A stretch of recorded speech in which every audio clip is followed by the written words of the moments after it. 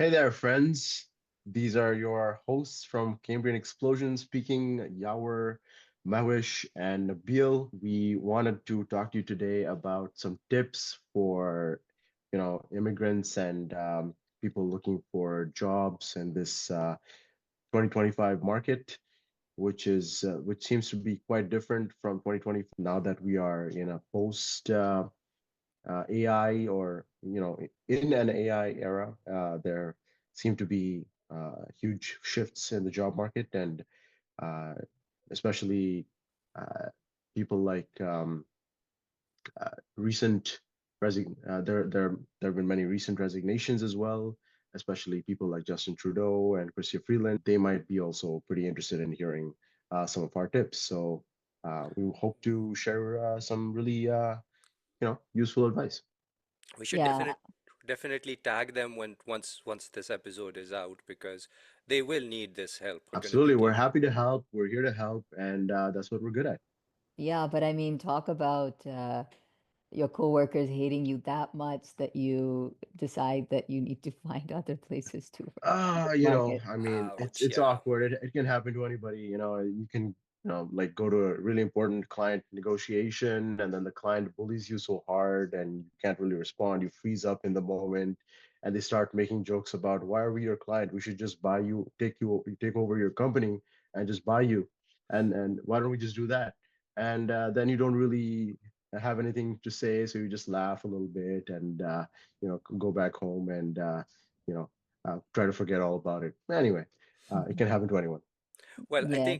I think that really sets us up to, and you should know who you're working for as really the first tip, and you should know what you offer to that person as the first tip if you're really trying to land that job.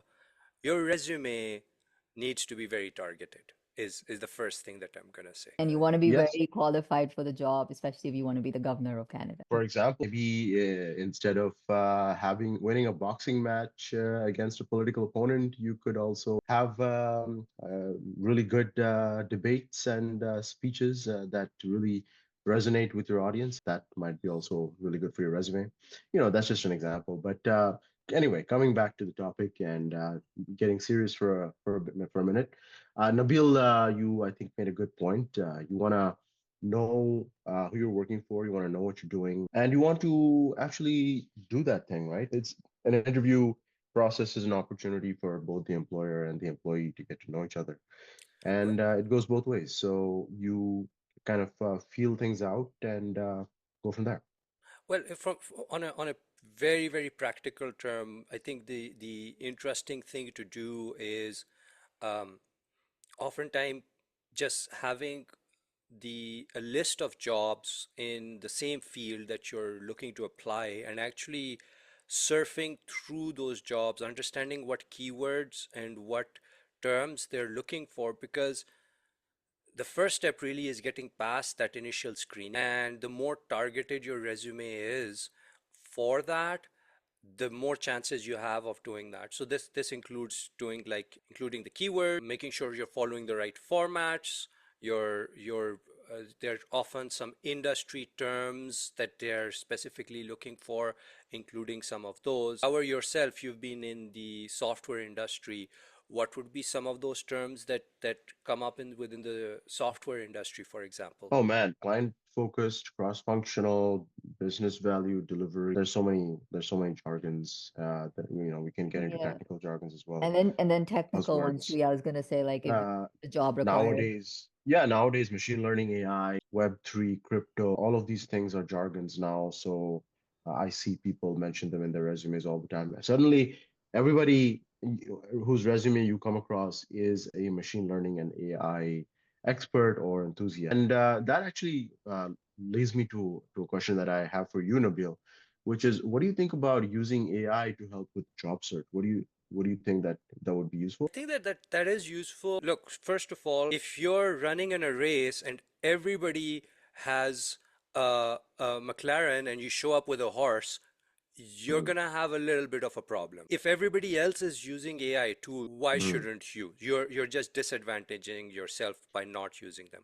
That's an Having interesting point. I've heard another interesting point that kind of gives the opposite opinion. From the perspective of a hiring manager, when they receive a bunch of resumes, which all and cover letters, which all have very, very, very similar sounding language, almost exactly the same language and the same points, they can kind of quite easily tell that who has been using AI and not really putting effort which into is the application. which is the second part of that statement. It's not that you should Yeah, just use AI. yeah. In Urdu, we have a saying which goes like, to even to copy something, you have to use intelligence. Or even a fake needs craftsmanship, right? Yes, even a Even a fake. forgery requires craftsmanship.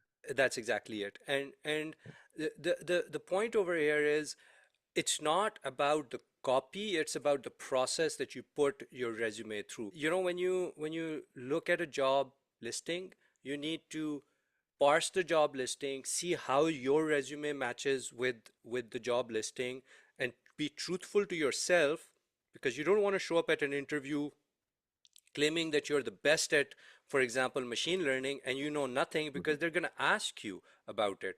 So mhm, you need to use AI, but use AI smartly, not mhm, just, oh, I feed a job, I feed a resume, and it's going to pop out something. If it's popping out mhm, the wrong information and putting you in a difficult position, then it's not useful. So you do need mhm. to use a bit of intelligence. Part of it Human is human intelligence. human intelligence along with the artificial intelligence to ensure that it's saying the right things, it's focusing on the right topics, it's highlighting your strengths, not being just So, making for stuff. example, ask it to summarize a job posting and what skills they're looking for. Ask it to do research on the company and what kind of work that they do, Yeah. so that you can read up and understand what the requirements are and what you would be expected to do and what kind of work you would deal with. Yes, but I still think you need to use it as a bit of a guideline. Just Hmm. because you're using it to come up with certain ideas doesn't mean that it's factually correct. I remember Yeah. when ChatGPT first came out, some lawyers used it to draft up some briefs, and it Mm. came up with like a fake Yeah, yeah. reference. It had fake case law citations for cases which never actually existed, and then Yes. Yeah. they were I think penalized by the judge because of that. Yeah, so you have to fact check it and use it as almost like inspiration. So for me, I will, for example, take the responsibilities on the job, paste them on my resume, and Mhm. then use that as a guideline to reword some of my bullet points if they apply to my Mm, experience. And then you can use right. something like ChatGPT to look at those what you have written in your resume as a final thing to see if it makes sense and I come up think with that's exactly what Nabil also mentioned before, which is focus the resume on this one particular job, right? So for each job, target the resume to that job, right? That's what you're saying. Yes. Yes, but every job resume that you submit should look different.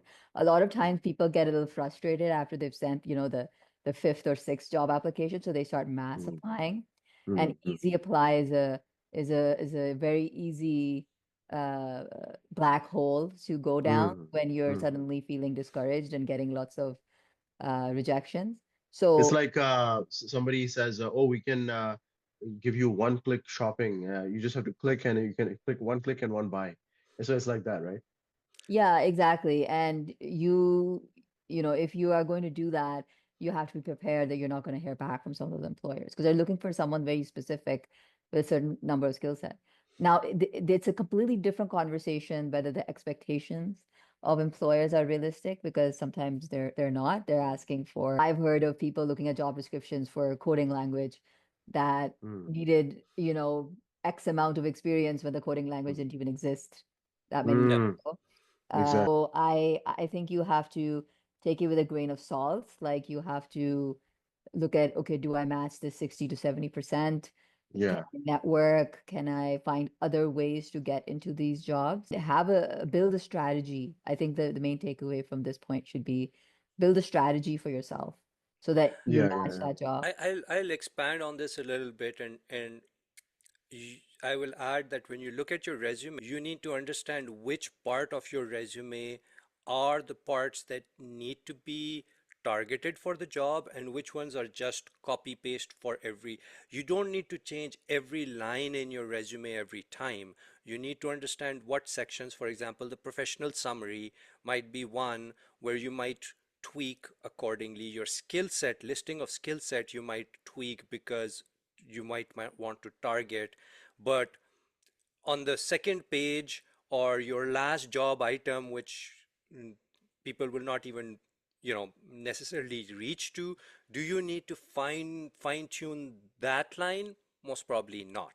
So there is definitely nuance to what you're saying, Mahwish. I'm adding on to that there's a way of going about and doing it where you target specific parts of the resume to tell uh, that targeting piece that is within those specific parts of the resume, like the professional summary. Yeah, definitely. And I like to think about it in the sense that if you're looking at a job that you did even f 3 to 4 years ago, if I ask you, can you explain to me what you did in day to day in that job? If you can't remember what you did in that job because it was, even 3 to 4 years ago. Some of us find it hard to say, well, what did I do last week? What did I get for my groceries, let alone 4 years ago? What did So I have for breakfast last yesterday morning? Yeah. exactly. So if you can't defend your resume, I like to say, then I would say there probably isn't a lot of merit in changing every single thing. I agree with that. Just if you can defend it, great, update it. If not, just leave it be. It's not going to really help you more than your most recent couple of jobs. I Okay, think so having said that, I think Mavish, your point about defending and kind of being able to remember and tell the story about what you did. That kind of segues us to I think, another point that we want to make is that, Nabil, you were talking about having a good story, being a storyteller about the work that you do, right? Not just being able to describe it in technical terms, but being able to explain it in plain language, right? and let me first highlight this from a steps in the hiring process perspective. You have an initial screening, and then you have the hiring manager interviewing you. When you have the initial screening, you need to be on target, as we just discussed. You need to be able to uh, get your resume to be targeted towards what the job description is. But that's what everybody else is also doing. And the 5, 10, 20 people that end up getting past the initial screening are all very similar looking and sound very similar on paper. And oftentimes, the next step in the hiring, what the hiring manager is looking for, isn't just the skill set. The skill set has already been screened for. They're looking at your depth of expertise, and they're looking at personality. And so there are two types of stories that you need to be telling. One is um, stories around individual jobs where you highlight out your depth of expertise. Like, why are you actually, how do you prove that you actually did this job and you were good at it and it's a highlight worth looking at? But also, the other piece is, what's your overall personal story? Who are you? One of my friends, when I shared this idea with them, came back and said, well, I'm like a construction, I'm like a Lego person. They were applying for a data analysis job. And the way that they framed data from a Lego construction perspective made me go like, yeah, not only does he know what he's talking about, but he has personality. I would have it may he made it sound simple enough that I would be comfortable putting him in front of a client, not just or leading a technical team, because he can explain things simply and beautifully to other people that he understands at a technique. And that Lego thing really brought out his personality. Personally, I like to frame it as I'm an artist, and I usually show these paintings behind me to say, this is how I think about A, B, C, D.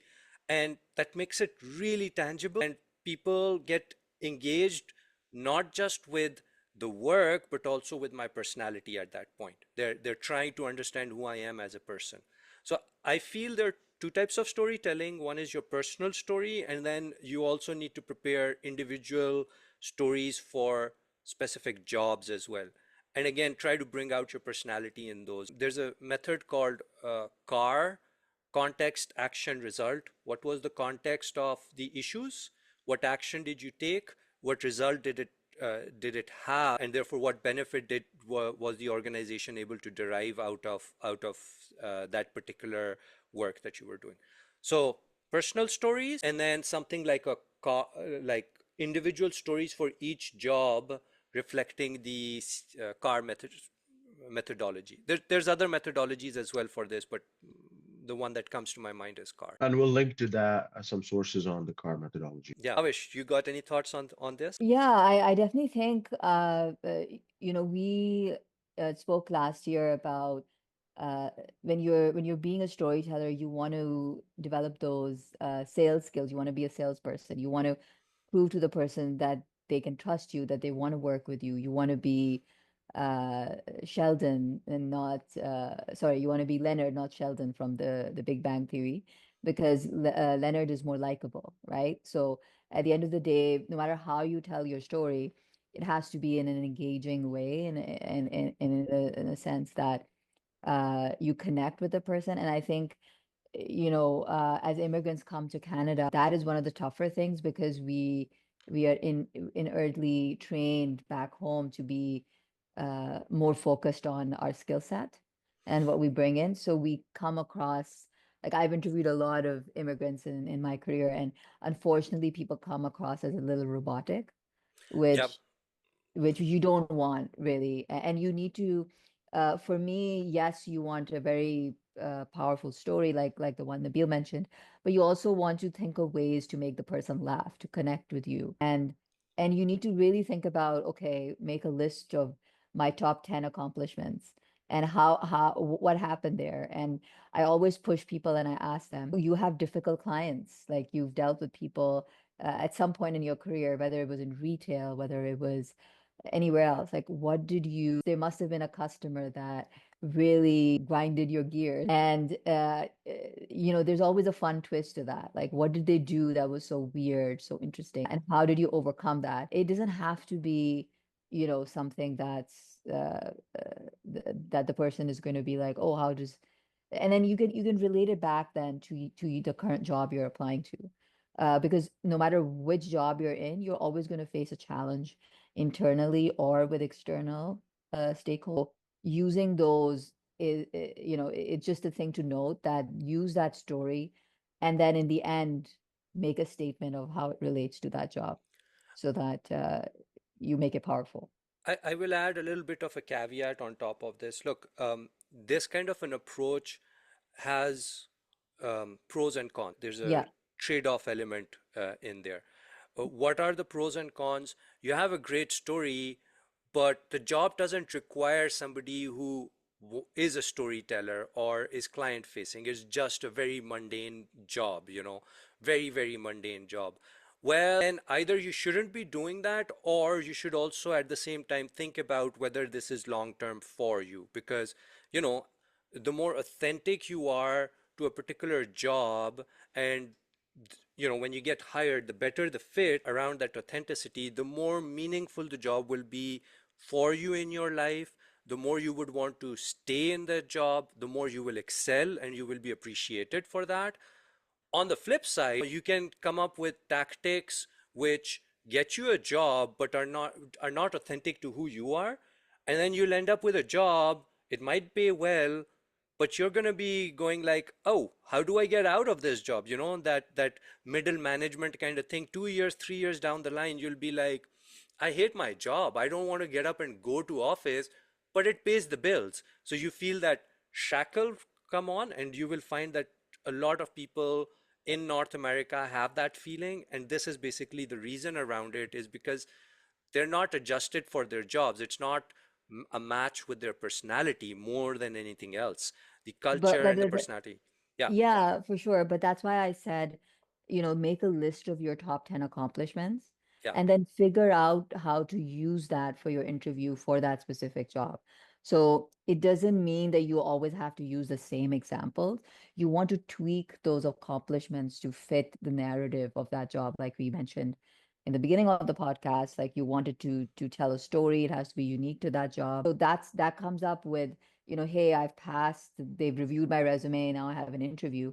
Now you need to really think about how to frame that story and your resume to make sense for the Yeah. person that's interviewing you. And then, hopefully you get the job and you don't regret it, because I'm sure Justin Trudeau is that's exactly where he is at. It's been however many years he's been in office, and Almost now 10.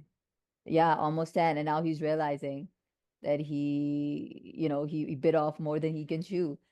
So much of a degree, people think he's the governor of Canada. Okay, okay. I'm gonna bring this back to a little bit of kind of a last point that we wanted to make for this episode, which is that at the end of the day, the whole situation under, modern society and whatnot, is that the reality is that you are kind of a little bit of a mercenary, right? So you have to actually look out for yourself and look at the prospects of the company itself, not just the telling your story and whatnot and job fit and whatnot.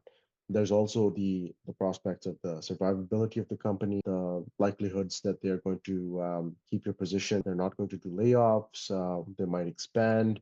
How well are they doing in business? Are they selling their products, or have they not been able to launch? Are they well funded? Do they have money? Do they have a runway before launch, or did they already launch and they're successfully selling? So yeah, there's many considerations, and you have to look at all of those monetary aspects as well, not just the idealistic aspects of is it a good fit? Do I really love this manager and I love working with this guy? Or I will push that discussion a little further. Mhm, What you're able to do is that if you look at the annual reports of companies, or if you follow the stock market, or also if you go to like websites online which post mhm, who has Series B, C, or D funding from venture mhm, capitalists and startups, mhm, once they have the money, they have jobs. Like it's as mhm, simple as that. It's once you have money, you can budget for growth. When you budget for growth, you will need people to make the work to grow the company. So you will right. have jobs.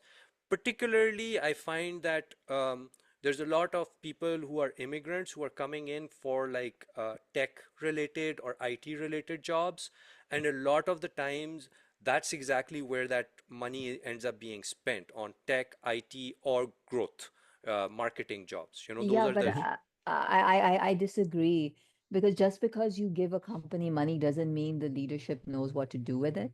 Mhm. Last year, the biggest challenge that I saw in the market was that companies overhired because they had the funding, they I, had I'm the I'm money. not I won't disagree with that point, but the thing is, the companies who don't have any money aren't hiring in the first place. So even if they have jobs being posted, those aren't jobs which are good jobs. They're often jobs where somebody left because they were tired of that job when they don't have money. When they have money, those are oftentimes more growth oriented jobs, so they're hiring faster. I'm not saying it's for everyone, what I'm saying is there's just a greater likelihood of you getting hired in a place which has money as compared to a place which doesn't have money. Because No, but the point I'm trying to make is then there's a higher risk of a layoff, because if that company thinks that they will be massively growing that year because they have the money, then they Mhm. might hire too many people in IT Mm, in those situations, and then realize after 1 or 2 years that they've now run out of that money, and they mhm, they they hire too much redundancy.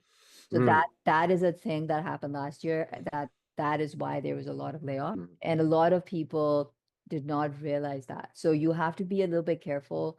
My suggestion would be, not to discount anything you've said, Nabil, is to take it a step further and actually find people in the company and mhm. actually, network with them on LinkedIn and actually speak to them and say, what is it like to Yep. work in your organization? Yeah, And the way that I do that, because I found in my previous organizations, somehow people will tell me things, and the only way yeah. I've been able to do that is by you giving up something from your side first. You have to be the first mover. And Right. so you have to come up with, your story again, but tell them a little bit about, be a little vulnerable and tell them a little bit about your Right. backstory and what's happened to you so that they are also inclined to share what's happening with them, right? So you cannot just hide every thing about yourself. Of course, be Mhm. comfortable with whatever you're sharing, but that's kind of what my point was. Because just Mhm. because you have the growth doesn't mean that you're not too big. You're not going to be too big to fail a year or two Mhm. from now. And that's why you saw a lot of places like LinkedIn and a lot of educational institutions like that, and places that you didn't Yeah. do layoffs that did So look for layoffs. companies which are growing, but they go through very like dramatic boom and bust cycles where they do Yeah. dramatic expansions and then they do layoffs, right? Yeah. Yes, and they have a Yeah. good onboarding process and a good HR process and training process Mhm. for you, and they're not Sure. overburdening with you with work right off the bat, right? So Because basically, kind of you have to do a little bit of research on these companies that you're applying to. Don't assume that just because there is a job position open and that you are looking and it looks like they really want you, don't assume that that position will be around for a reasonable amount of time, or that, the company will also be around. Nothing set in stone. Do some research. It's almost like making an investment, right? You invest your time and your part of your career in that company. yes, and I'll just say one last thing where just because the company has a recruitment process and they're vetting you doesn't mean you are not going to vet the company, right? Mm, Because at the end of the Absolutely. day, Yeah. yeah, like at the end of the day, you've spent, let's say, 4 to 6 months finding a job. You don't want to mhm. end up in a situation where after 6 months you're back in the same situation. And again, this can happen with any company. This is especially tricky for people who are here on visas, work visas, right? Which Right. is even more difficult when you lose a job. So you have to be much more careful. And we're actually going to discuss the whole immigrant and visa situation in a future episode. So stay tuned for that. I just wanted to kind of give you guys a kind of a teaser preview of that. I think this is an excellent segue to end the episode as well. I feel that we covered a few interesting tips, particularly targeted for immigrants who are coming in, but also general tips around jobs. Let Mhm. us know in the comments if you have some of your own personal tips that you've applied and that have been helpful for you. We'd love to hear your thoughts on those, and we'd love to sign off with wishing you guys an excellent 2025. Hope you find what you're looking for within 2025, including you, Justin Trudeau. We're also wishing you an excellent 2025. All right. Take care. See you guys. Bye bye. Yes. Cheers See to you. finding a job in 2020.